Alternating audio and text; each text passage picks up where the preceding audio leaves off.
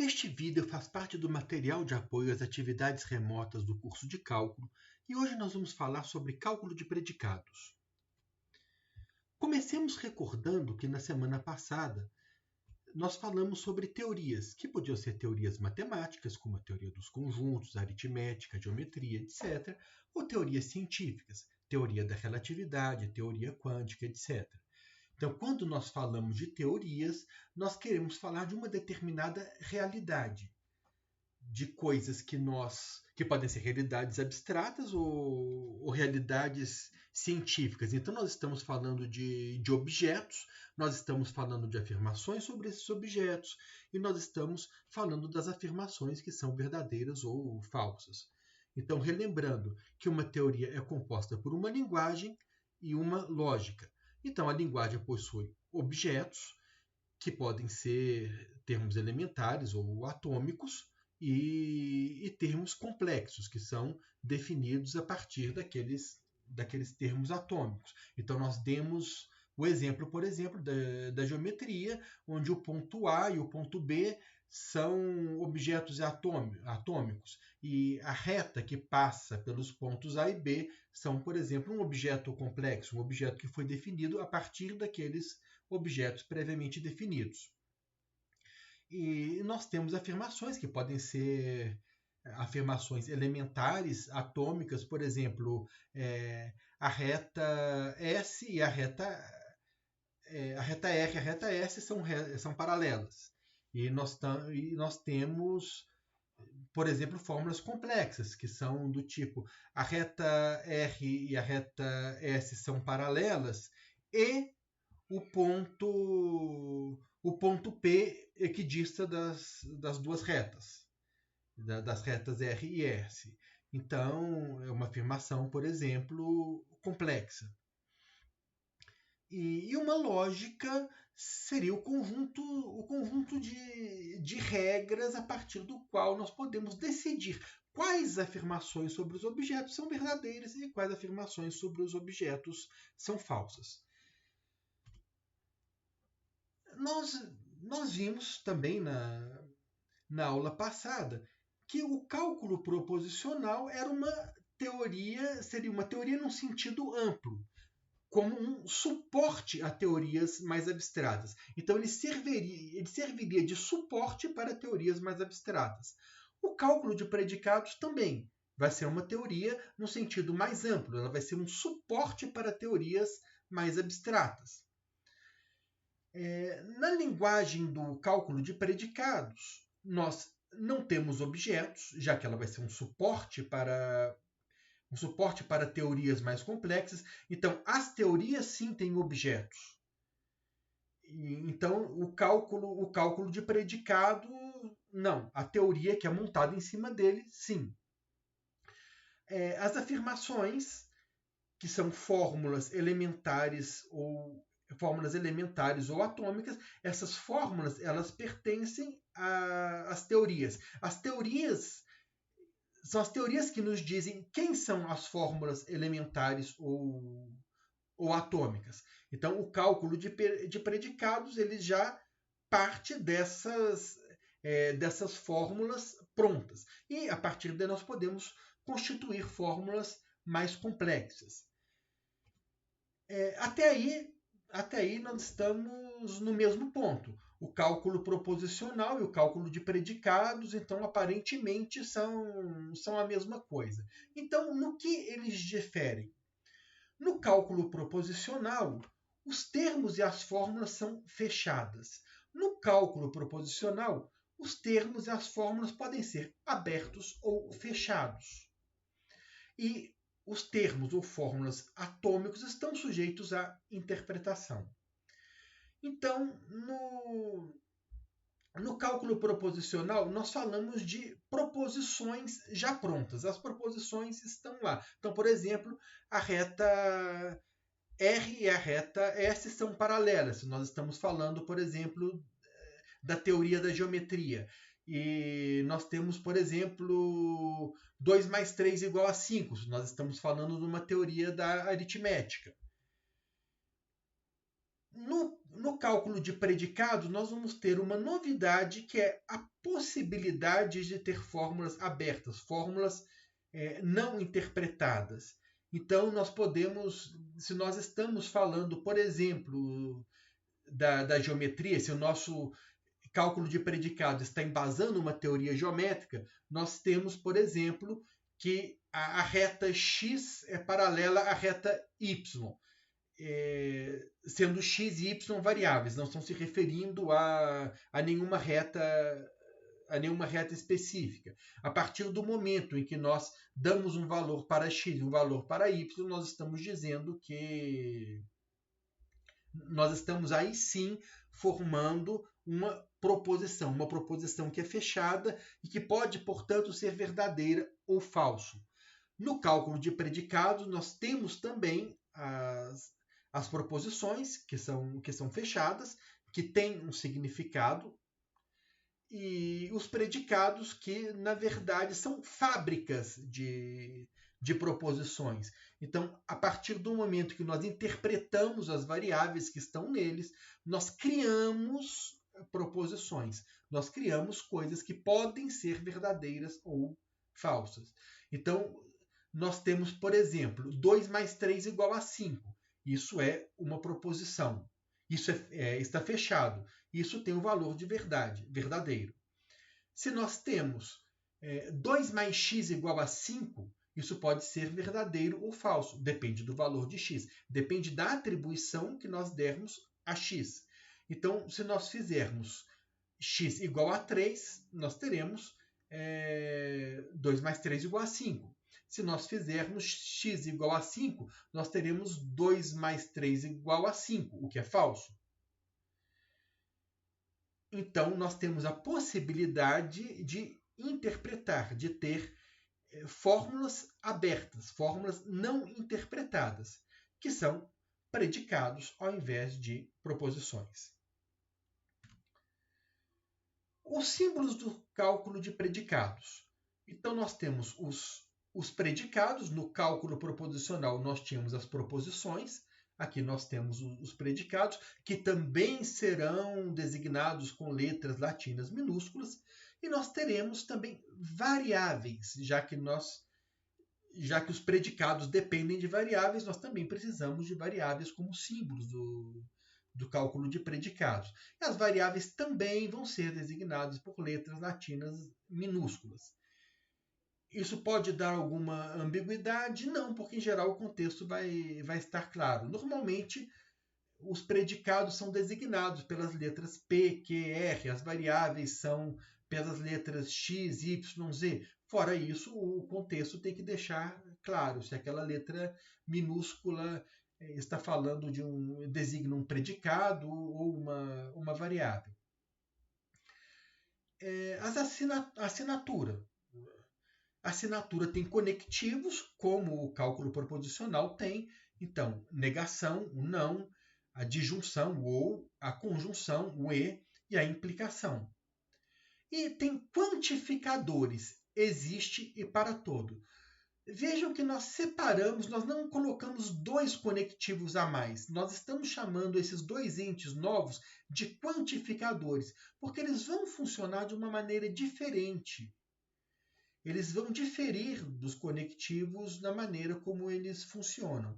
Esse existe é uma letra E, ao contrário, que seria a letra inicial da palavra exists em inglês, existe. Este A seria, este para todo aqui seria um A de cabeça para baixo, que seria a inicial da palavra all em inglês, todos. Então, isso aqui é lido como existe, isso aqui é lido como para todo.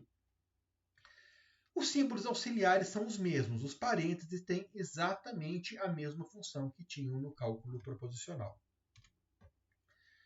Muito bem, nós dissemos que fórmulas podem depender de variáveis. Então, vamos ver um pouco da notação que isso envolve. Essa notação é padrão, ela aparece na literatura, então é necessário que vocês se familiarizem realmente com ela. Se x e y são variáveis e A e B pertencente a D são elementos do domínio de interpretação, vejam bem, nós temos uma novidade aqui, que é o domínio de interpretação.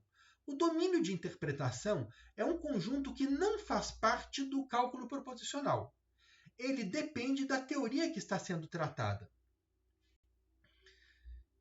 Então, quando nós falamos de um domínio de interpretação, nós estamos falando necessariamente de uma teoria. Nós estamos falando do cálculo proposicional ligado a uma teoria.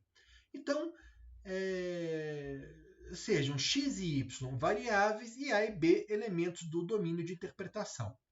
Então, φ de x, isso se lê assim, φ de x, designa que a fórmula φ depende no máximo da variável x.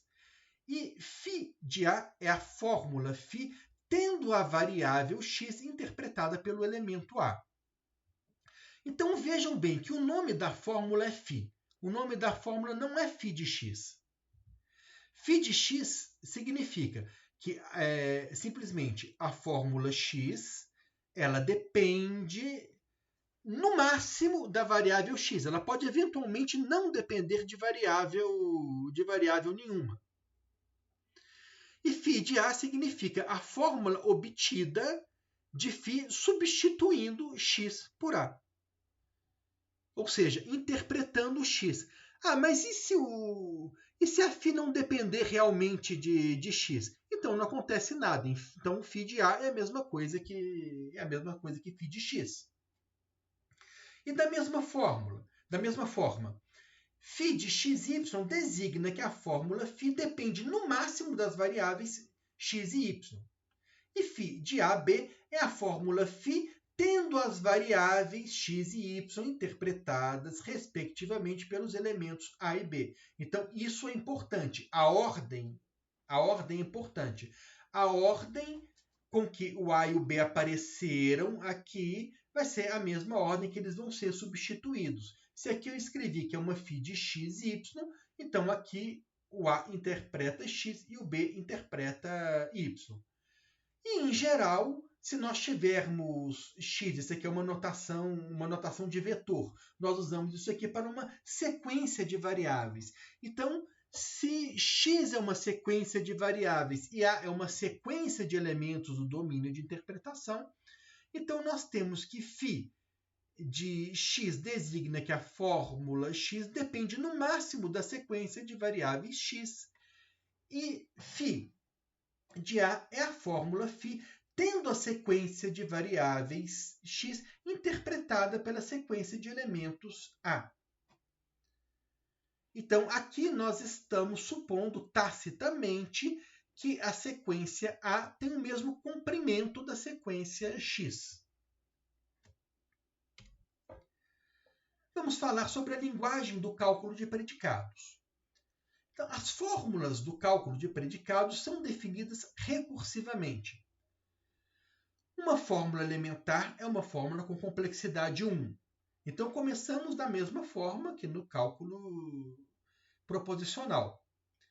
Se φ é uma fórmula com complexidade n dependente do conjunto de variáveis v de φ, então não φ é uma fórmula com complexidade n mais 1 dependente do conjunto de variáveis v de φ, o mesmo conjunto de variáveis. Então, quando nós definimos fórmulas no cálculo proposicional, nós definimos as fórmulas juntamente com a complexidade. E agora nós temos mais um elemento aqui na recursão. Nós estamos definindo fórmula, estamos definindo a complexidade da fórmula, estamos definindo de qual conjunto de variáveis a fórmula depende. Se φ é uma fórmula com complexidade n dependente do conjunto de variáveis Vφ e ψ é uma fórmula com complexidade m dependente do conjunto de variáveis Vψ, então φ ou ψ, φ e ψ e φ implica ψ são fórmulas com complexidade n mais m mais 1 dependentes do conjunto de variáveis V, φ união com V, ψ. Então, nós estamos dizendo o seguinte, a fórmula φ ou ψ, ela depende de todas as variáveis das quais φ depende e de todas as variáveis das quais ψ depende. E a complexidade dela é a complexidade de φ mais a complexidade de y mais 1. E agora, a grande novidade, que são os quantificadores. Então, aqui nós estamos designando, veja bem, φ de x, y. Então, nós estamos expressando aqui uma sequência de variáveis cuja primeira variável é x. Então, aqui nós estamos dizendo, nós começamos a nossa sequência com a variável x e continuamos a nossa sequência com essa sequência de variáveis y. Isso também é uma notação bastante usada para vocês assimilarem. Então, se φ de x, sequência y, é uma fórmula com complexidade n dependente do conjunto de variáveis Vφ, então, existe x tal que φ de x, y, e para todo x, φ de x, y, são fórmulas com complexidade n mais 1 dependentes do conjunto de variáveis Vφ menos x. Ou seja, depende de todas as variáveis que φ depende, exceto da variável x, menos a variável x. O que acontece aqui é o seguinte, esta variável x é chamada de variável ligada. Ela era uma variável livre e, a partir de agora, ela é uma variável ligada. Ela está ligada ao quantificador existencial, ela está ligada ao quantificador universal. Uma fórmula que só possui variáveis ligadas é uma fórmula fechada. As fórmulas abertas são fórmulas que possuem variáveis não ligadas. Vejamos agora as subfórmulas. Funcionam da mesma maneira que no cálculo proposicional. Se gama é não φ, então φ é uma subfórmula de gama. Ou seja, φ é uma subfórmula de não φ. Da mesma forma, φ, tanto φ quanto ψ, são subfórmulas de φ ou ψ, de φ e ψ, e de φ implica ψ. Agora, a novidade. Se gama é existe x tal que φ de x, ou gama é para todo x, φ de x, então φ de x é uma subfórmula de gama. Ou seja, φ é uma subfórmula de existe x tal que φ. E agora, da mesma forma como no cálculo proposicional, se ψ é subfórmula de φ e φ é subfórmula de gama, então ψ é subfórmula de gama. A valoração do cálculo de predicados. Então, nós vamos ter aqui uma diferença do cálculo proposicional para o cálculo de predicados. No cálculo proposicional, a valoração atribuía valores de verdade às fórmulas.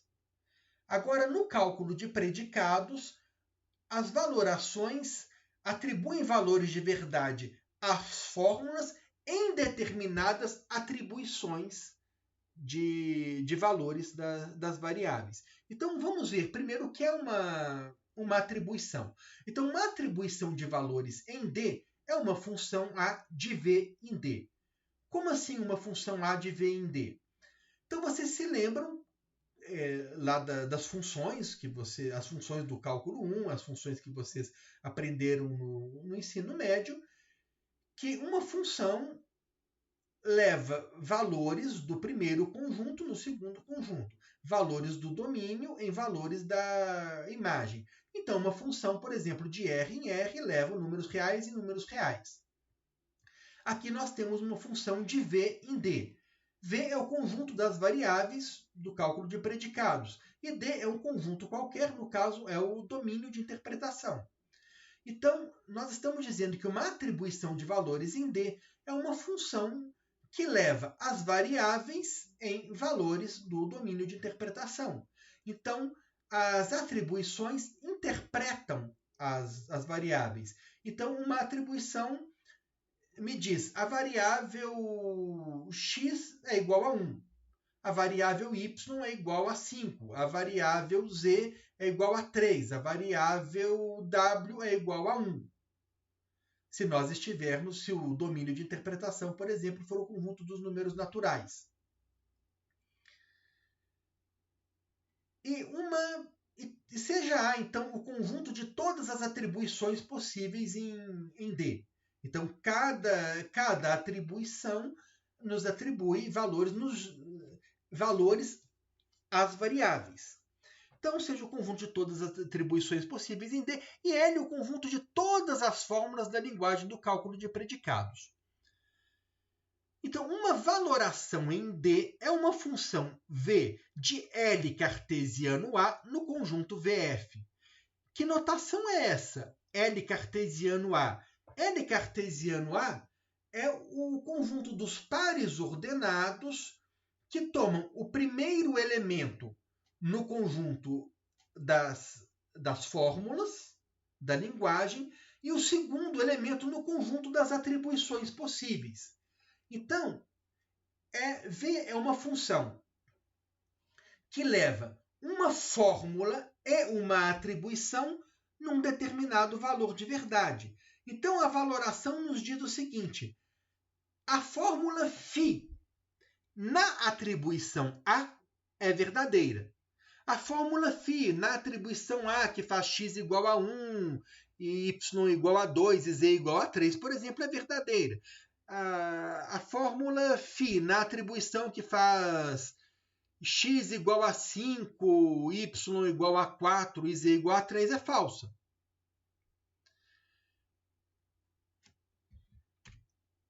E nós vamos ver agora a lógica do cálculo proposicional. Do cálculo de predicados. Nós vimos que no cálculo proposicional a valoração era definida recursivamente. Nós tínhamos a liberdade de num primeiro momento, definir todos os valores das proposições atômicas.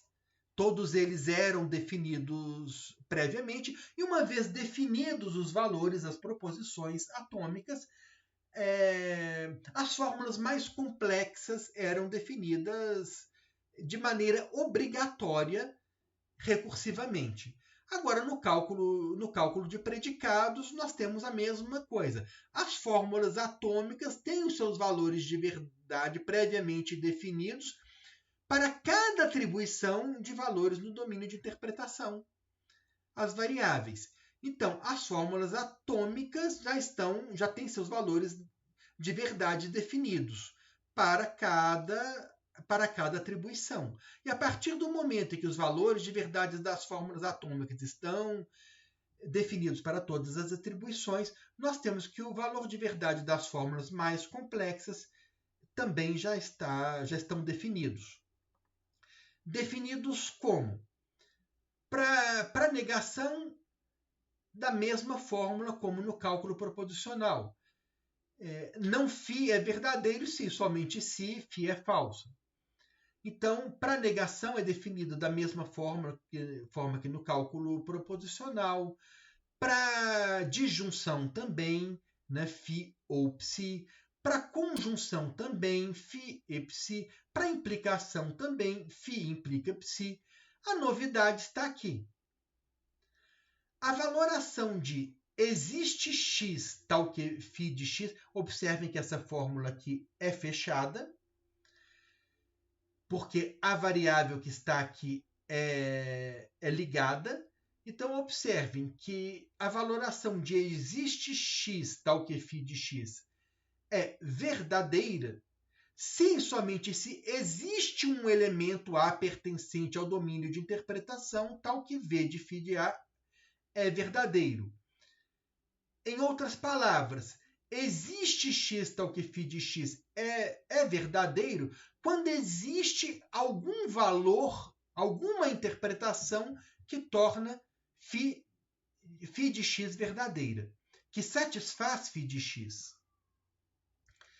E para todo x, φ de x é verdadeiro, se e somente se, para todo elemento pertencente ao domínio de interpretação de V de φ de A é verdadeiro. Ou seja, todo valor, tá? Todo valor de D satisfaz a φ. Aqui não seria um tal que. Todo elemento do domínio de interpretação de D, para todo elemento do domínio de interpretação de D, isso aqui acontece, esse tal que está sobrando. Agora, vamos ver os exemplos que vão nos clarear os conceitos. Agora nós vamos ver todas as propriedades numéricas que vocês aprenderam no ensino médio, propriedades sobre os números reais. Nós vamos expressar isso nessa linguagem que nós acabamos de definir, a linguagem do cálculo proposicional.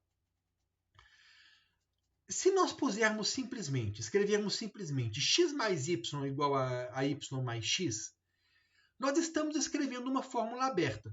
Uma fórmula que por si só não é verdadeira nem falsa. Aqui nós estamos escrevendo o seguinte: para todo x e para todo y, x mais y igual a y mais x. Quando nós escrevemos uma fórmula dessa, nós temos que ter em mente quem é o domínio de interpretação. Digamos que o domínio de interpretação seja o conjunto dos reais e essa soma aqui seja a soma usual de números. Nós estamos dizendo aqui que quaisquer que sejam os valores de x e de y, isso aqui é verdade. Isso aqui, para todo x, para todo y, x mais y igual a y mais x, é uma fórmula fechada. Observem que x é uma variável ligada e y é uma variável ligada. Nós não temos variáveis livres. Portanto, isso daqui é uma fórmula fechada e tem, portanto, valor de verdade. Ela é verdadeira. É verdade. Se nós estamos no conjunto dos números reais, é verdade que para todo x e para todo y, x mais y igual a y mais x. O que nós escrevemos aqui foi simplesmente a propriedade comutativa dos números reais.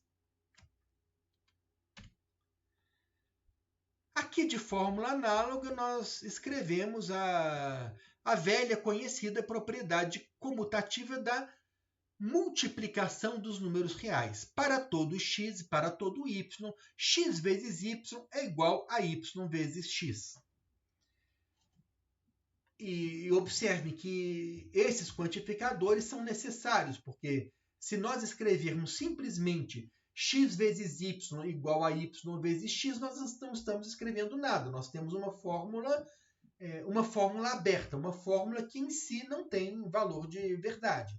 Quando nós escrevemos para todo x, para todo y, agora sim nós temos uma fórmula fechada. Não importa quais sejam os valores escolhidos para x e para y, x vezes y vai ser igual a y vezes x. Agora, para todo x, para todo y, para todo z, x mais y mais z é igual a x mais y mais z. O que esses parênteses aqui estão dizendo? Estão dizendo que primeiro nós fazemos essa operação, primeiro nós somamos x mais y, para depois nós somarmos z. E aqui nós somamos primeiro y mais z e depois nós somamos x ao resultado de y mais z. O que esta fórmula aqui está dizendo é que não importa quem sejam os valores de x, de y e de z, x mais y mais z é igual a x mais y mais z. Ou seja, tanto faz primeiro eu somar x e y e depois somar o resultado a z, como somar primeiro y e z e depois somar x ao resultado obtido. Vejam bem que nós não podemos somar três números consecutivamente. Então, por exemplo, 2 mais 3 mais 4, essa soma não existe. Essa soma consecutiva não existe. Se nós vamos fazer 2 mais 3 mais 4, primeiro nós fazemos 2 mais 3 igual a 5, 2 mais 3 igual a 5 e depois 5 mais 4 igual a 9, ou nós fazemos 3 mais 4 igual a 7 e depois 2 mais 7 igual a 9. Nós fazemos de uma forma ou outra. Obtivemos o mesmo resultado. Então, esta propriedade nos diz, essa fórmula que nos diz que tanto faz nós primeiro somar 2 mais 3 e depois somar o resultado a 4, como somar 3 mais 4 e depois somar 2 a este resultado. Então, essa aqui é a conhecida propriedade associativa da multiplicação, da adição. Aqui nós temos a propriedade associativa da multiplicação. Então, tanto faz nós multiplicarmos x vezes y e depois multiplicarmos o resultado por z, como multiplicarmos x vezes y e depois multiplicarmos x pelo resultado obtido. O resultado será o mesmo. Isso não importa quem sejam os valores de x, de y e de z. Observem que quando nós escrevemos aqui para todo x e para todo y, isso aqui acontece, nós estamos dizendo o seguinte, olha, para todo valor de x, a propriedade que vem aqui depois acontece. Qualquer que seja o valor de x, nós podemos escolher um valor qualquer de x. Então, é verdade que, para qualquer valor de y que nós escolhamos, x mais y igual a y mais x. Isso vai ficar mais claro daqui a pouco. Aqui é a propriedade distributiva da multiplicação em relação à adição. Aqui nós não temos como fazer associação de parênteses como nós fizemos aqui em cima. Nós temos outra propriedade da aritmética, que é a distributiva da multiplicação em relação à adição. Então, x vezes y mais z é igual a x vezes y mais x vezes z. Isso funciona para quaisquer valores de x, de y, de z. Não importa quem sejam x, y e z, x vezes y mais z é igual a x vezes y mais x vezes z. Essa, então, é a propriedade distributiva da multiplicação em relação à adição. Lembre-se de que não existe uma propriedade distributiva da adição em relação à multiplicação. Observem essa propriedade aqui agora. Existe um x tal que, para todo y, y mais x é igual a z. Então, eu estou imaginando sempre o conjunto dos números reais como domínio de interpretação. Então, eu estou dizendo o seguinte, olha, existe algum número real, tá, que somado a qualquer outro número dê o próprio número, não altere o número? Existe o zero. Existe um número, tá? Existe um número, o número zero, que satisfaz esta propriedade aqui. O número zero satisfaz essa propriedade. Para todo y, y mais zero igual a y. Então, existe sim um número que satisfaz esta propriedade. Então, esta fórmula aqui é verdadeira. Existe um x tal que para todo y, y vezes x é igual a y. Olha, será que existe algum número x que satisfaça essa propriedade? Y vezes x igual a y? existe. Existe o número 1. O 1 satisfaz. Para todo y, y vezes 1 é igual a y. Então, nós temos um elemento, no caso, 1, que satisfaz esta propriedade daqui. Então, existe x tal que esta propriedade aqui é satisfeita, é verdadeira. Então, essa de cima aqui é a existência do elemento neutro aditivo. Esta aqui é a existência do elemento neutro multiplicativo. Então, aqui está dizendo, existe um elemento neutro aditivo. Aqui está dizendo, existe um elemento neutro multiplicativo. Próxima propriedade.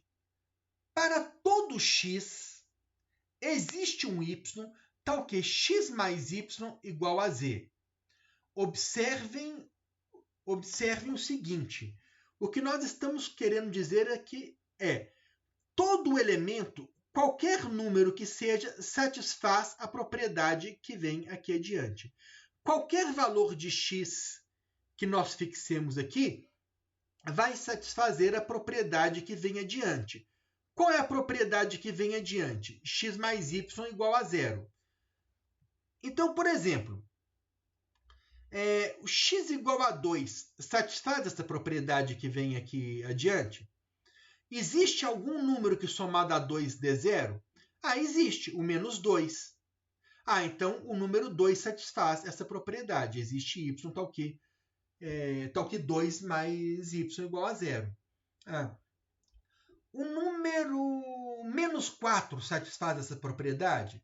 Satisfaz. Olha, existe um y tal que menos 4 mais y igual a zero? Existe o y igual a 4. Então perfeito. Então o menos 4 também satisfaz essa propriedade. Mas então qualquer número satisfaz essa propriedade? Raiz de 2 satisfaz essa propriedade? Existe algum número y, né? Algum y tal que raiz de 2 mais y igual a zero? Existe. Se nós tomarmos o y igual a menos raiz de 2, nós vamos ter que raiz de 2 mais y igual a zero. Então, de fato, todo número satisfaz essa propriedade. Então, essa propriedade é satisfeita, essa propriedade que vem depois aqui do para todo, ela é satisfeita por qualquer número, por qualquer escolha de número real. Então, é verdade que para todo x, esta propriedade aqui é satisfeita. Esta fórmula aqui é verdadeira. Então, a fórmula fechada para todo x existe um y, tal que x mais y igual a zero, é verdadeira. Então, isso aqui está expressando a existência do elemento inverso na adição. Está dizendo que todo elemento tem um inverso aditivo. Isso é verdadeiro no conjunto dos números reais.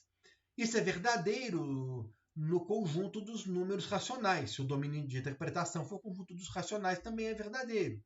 Se o conjunto de interpretação for o conjunto dos inteiros, é verdadeiro. Se o conjunto de interpretação for o conjunto dos números naturais, isso é falso. Por exemplo, o 2 não tem um inverso aditivo. Se nós tomarmos x é igual a 2, não é verdade que existe um y tal que 2 mais y igual a zero. Porque o menos 2 não é um número racional, não pertence ao conjunto dos racionais. Então, não existe nenhum elemento lá dentro do conjunto dos racionais que, somado a 2, dê zero. Então, esta fórmula aqui é falsa se o domínio de interpretação for o conjunto dos números naturais. Ela é verdadeira se o domínio de interpretação for o conjunto dos números reais. Ela expressa a propriedade de que todo número tem um inverso aditivo. Agora nós vamos expressar a propriedade do inverso multiplicativo. Ela ficou um pouquinho mais complicada. Por quê? Porque se nós escrevermos, estamos pensando aqui como sendo o conjunto dos reais, o domínio de interpretação. Se eu escrevesse simplesmente, como eu escrevi aqui em cima, para todo x existe um y tal que x vezes y é igual a 1, nós estaríamos dizendo o seguinte, olha, todo número tem um inverso multiplicativo, porque existir um y tal que x vezes y é igual a 1, significa o x ter um inverso multiplicativo. Então, se nós escrevêssemos aqui, para todo x existe um y tal que x vezes y igual a 1, nós estaríamos escrevendo todo número tem um inverso multiplicativo. Mas isso é verdade? O número 2 tem um inverso multiplicativo, que é o meio. O 3 tem um inverso multiplicativo, que é 1/3. O π tem um inverso multiplicativo, que é 1 sobre π. Mas isso funciona para todo número? Não. Porque o zero não tem um inverso multiplicativo. Não existe nenhum... Se nós tomarmos x igual a zero, não existe um y tal que x vezes y é igual a 1. Então, o zero não tem inverso multiplicativo. Então, o que nós fizemos aqui foi o seguinte. Para todo x, x diferente de zero implica que existe um y tal que x vezes y é igual a 1. Então, nós estamos dizendo o seguinte, olha, para todo x é verdade que se o x não for o zero, então o x tem um inverso multiplicativo. Isso sim é verdade. Isso aqui é verdadeiro. Isso aqui é a propriedade do elemento inverso multiplicativo no conjunto dos números reais. Veja que essa propriedade aqui vale também no conjunto dos números racionais, se o domínio de interpretação for o conjunto dos racionais. Se o domínio de interpretação for o conjunto dos inteiros, ela não vale. Por exemplo, se nós fizermos x é igual a 3, x é diferente de zero, mas x não tem inverso multiplicativo. Não existe nenhum y que multiplicado por 3 seja igual a 1. Nenhum y inteiro que multiplicado por 3 é igual a 1. Porque 1/3 não é um número inteiro. Agora, para todo x, é a última propriedade. Para todo x, existe um y tal que y vezes y igual a x. Ou seja, para todo x existe um y tal que y ao quadrado é igual a x. Em outras palavras, nós estamos dizendo que para todo x existe um y que é a raiz quadrada de x. Porque y vezes y igual a x, ser igual a x, ou seja, y ao quadrado ser igual a x, significa exatamente que y é a raiz quadrada de x. Então, quando nós estamos dizendo para todo x existe um y tal que y ao quadrado é igual a x, nós estamos dizendo que para todo x existe um y que é a raiz quadrada de x. Em outras palavras, nós estamos dizendo que todo número x tem uma raiz quadrada. Qualquer que seja x, existe um número y que é a raiz quadrada de x. Isso não é verdade nem para o conjunto dos números reais. Por quê? Porque os números negativos não têm uma raiz quadrada. Então, isso é verdade, por exemplo, para x igual a 2. X igual a 2 tem uma raiz quadrada, que é a raiz quadrada de 2. Mas isso é falso para menos 2. Menos 2 não tem uma raiz quadrada no conjunto dos números reais. Então, esta fórmula aqui é falsa se nós considerarmos o conjunto dos números reais como sendo o domínio de interpretação. Mas e se o domínio de interpretação for o conjunto dos números complexos? Então, isso aqui passa a ser verdadeiro. Todo número complexo tem uma raiz quadrada. A raiz quadrada de menos 2 é raiz de 2i. Então, essas são as propriedades numéricas que já são usuais dos números reais para todas, exceto essa aqui de baixo, né, que não é verdadeira, que para o conjunto dos números reais é verdadeira nos complexos. Agora, para encerrar, eu quero chamar a atenção de vocês para o fato de que a ordem dos conectivos importa. Então, observem que essas duas fórmulas aqui, elas só diferem pela ordem dos conectivos. Para todo x existe um y, tal que x mais y igual a zero. Existe um y, tal que para todo x, x mais y igual a zero. Então, aqui em cima nós estamos dizendo todo x satisfaz a propriedade que vem aqui em seguida. Qual é a propriedade que vem aqui em seguida? Existe um y tal que x mais y igual a zero. Ou seja, a propriedade que vem aqui em seguida é x tem um inverso aditivo. Então, nós estamos dizendo todo x satisfaz a propriedade de ter um inverso aditivo. Isso é verdade no conjunto dos números reais. Aqui embaixo, nós estamos dizendo o seguinte: ó, existe um y que satisfaz a propriedade que vem na sequência. Qual é a propriedade que vem na sequência? Todo x somado ao y é igual a zero. Então, por exemplo, o y é igual a 2 satisfaz a propriedade que vem em seguida? Qual seria a propriedade? Qualquer que seja o valor de x, x mais 2 é igual a zero? Não. Então, 2 não satisfaz essa propriedade. 3 satisfaz a propriedade? Se nós tomarmos y igual a 3, ele satisfaz a propriedade? Para todos x, x mais 3 igual a zero? Não, não satisfaz a propriedade. Então, algum número real satisfaz essa propriedade? Não. Nenhum número real satisfaz essa propriedade. Nenhum número real satisfaz a propriedade de, sendo somado a qualquer outro número que seja, dar zero. Essa propriedade aqui diz qualquer número é o inverso multiplicativo de y. Aqui está dizendo essa propriedade aqui diz x tem um inverso multiplicativo. Um inverso aditivo. Essa propriedade de baixo diz todo número é um inverso aditivo de y. Então, aqui é verdade. Todo x satisfaz a propriedade de ter um inverso multiplicativo. Mas nenhum y satisfaz a propriedade de ser o inverso multiplicativo de qualquer x. Então, a ordem dos conectivos faz toda a diferença. Então, eu agradeço a atenção de vocês e desejo um ótimo trabalho.